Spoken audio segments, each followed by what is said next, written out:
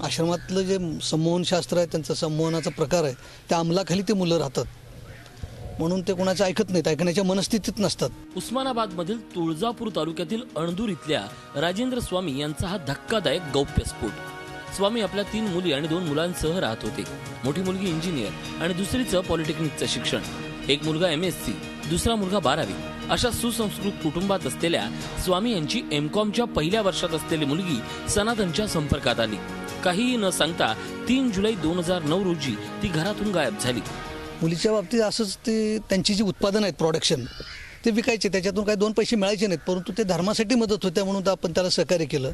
आणि त्याच्यातून नंतर असं लक्षात आले की ते आश्रमात जे गेले ते पुन्हा परतच आले नाहीत, यायला तयार नाहीत. मुलगी सनातनच्या आश्रमात गेल्याचं समजल्यावर वडील राजेंद्र स्वामी यांनी सुरू केलेला लढा 6 वर्षानंतरही सुरू आहे.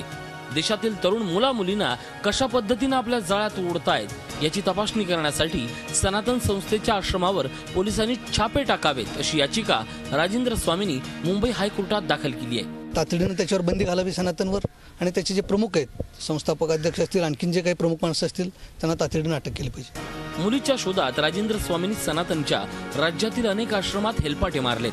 मात्र सनातनच्या प्रभावाखाली असलेल्या प्रियांकानं वडिलांच्या विरोधातच खोटे गुन्हे दाखल केल्याचं धक्कादायक वास्तव समोर आले.